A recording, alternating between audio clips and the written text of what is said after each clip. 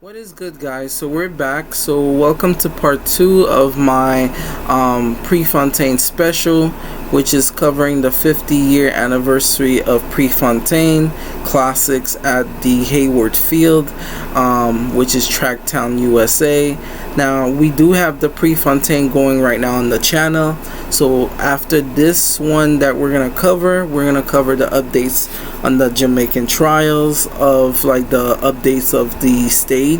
I think they're planning on doing some sort of like renovation, so I'm gonna give you guys more insights onto that. So after this video we will jump into that, and then starting off I think tomorrow or so we're gonna be covering the Monaco Diamond Leagues, as well as the season opener for Noah Lyles. I might do that first and then jump into like the Monaco Diamond League as well as the London Diamond Leagues, so that way we get more familiar into more things, track territory.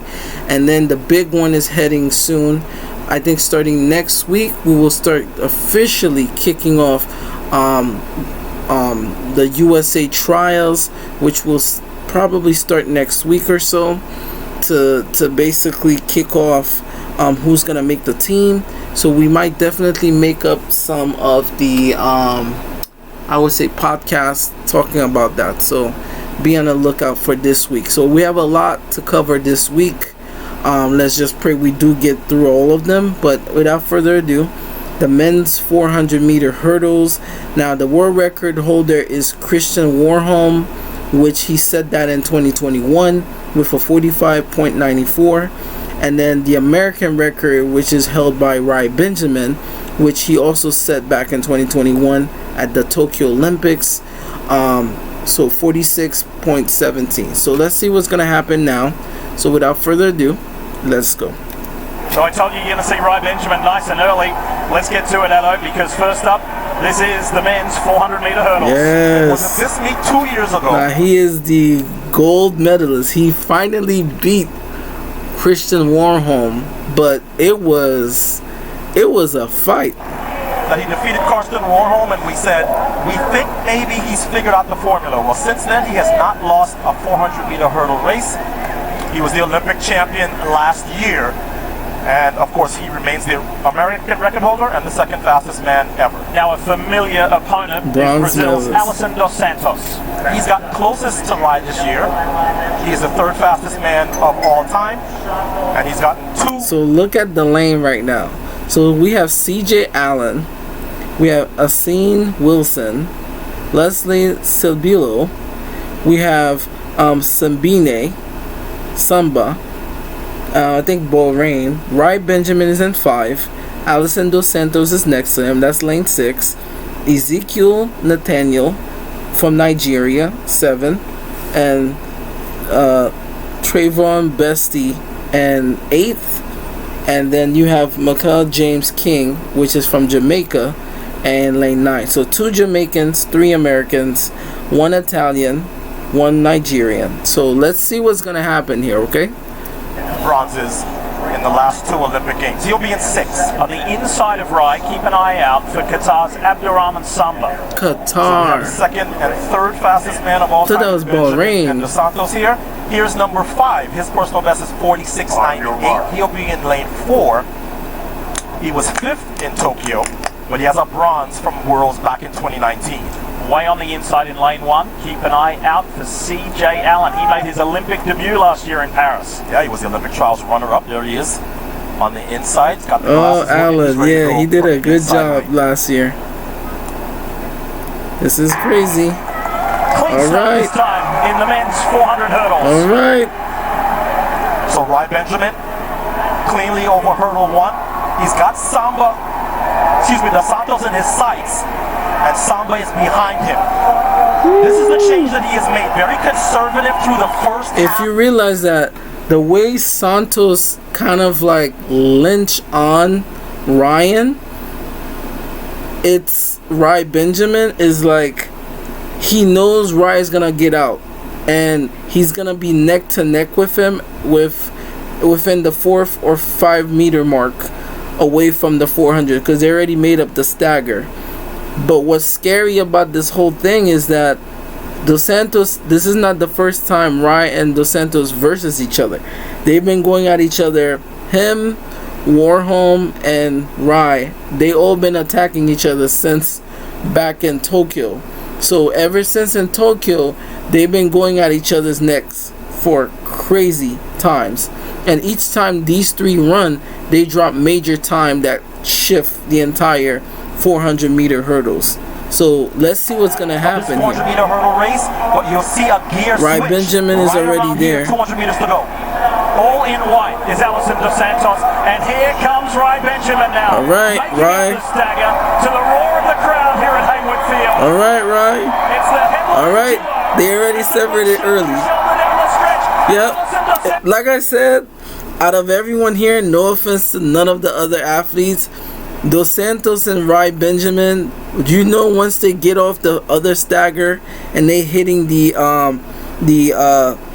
close to the 400 meter mark, they're already gonna close off so quickly. But once they get to that turn, which is the last 50 meters in the 400 meter hurdles, they're gonna start separating very early.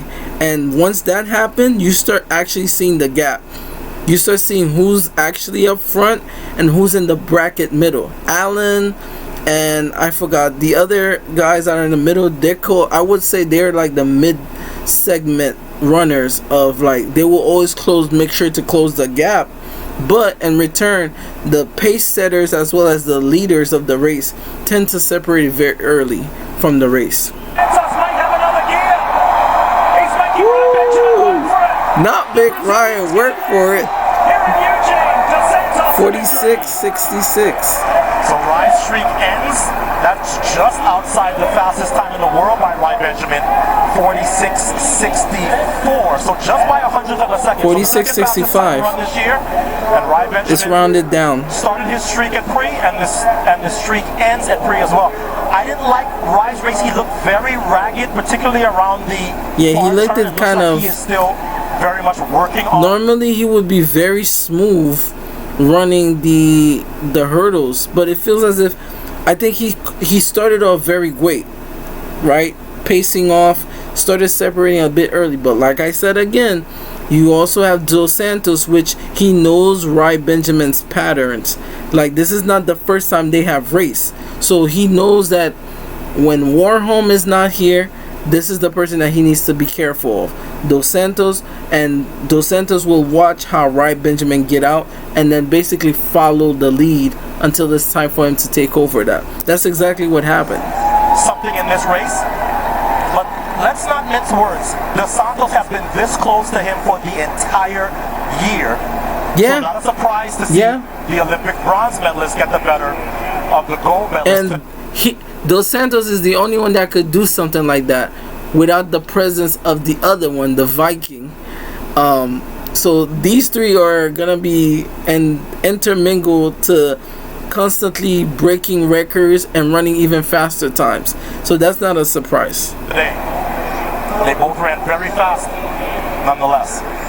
It's 26 days until the national championships, the USATF national championships. It's 70 days until the world championships in Tokyo, and many of the athletes you'll hear say, hey, it's been almost a delayed start to our outdoor season. This is a real signature mark in the season to get going and look towards Tokyo. And remember that one of the things that Rye does not have on his resume is a world champion, so you can take care of that in September in Tokyo at the world championships.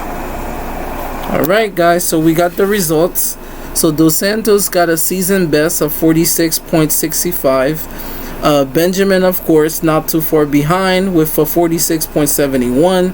Nathaniel managed to clutch a 47.88. Bassett 48.29. Samba 48.76. Allen 49.58. And Wilson 49.89. And Sabilo from 50. And James King from 50.21. So at least two are under 49, 2 are under 48, and 1 is under 47 and 2 under 46. So as you can see, the fastest leaders tend to run the fastest race, and these are probably like top 5 or top even 17 fastest time in history. So they're running like it's nothing, which is even more crazy. Like I said, next week kicks off the US trials. We knew that the Jamaican trials ended a couple of weeks back, but you know, Team USA is the toughest team to make. I honestly believe that, and it's not even a belief, it's a fact. So I can't wait to see you guys in the next video, which will be covering the updates of the Jamaican National Stadium. It might be getting a renovation, so I'm gonna look more into that. And then we're gonna get a small preparation break as we get ready for Noah Lyles' season opener in the 200. No, is it 200? No, yeah, I'm right, 200. And then from there, we're gonna cover his opener for the 100 as well. So we are gearing up, and thank you guys so much. It's always a pleasure to cover track and field with you guys. Like I said, I take no credit when it comes to working hard, by the grace of God, as well as my fans. I appreciate that, the energy that you guys give me to continue to cover this on my channel. So I'm truly blessed on that. So thank you guys so much. Like and subscribe to the channel, and I'll see you guys in the next one. Bye bye.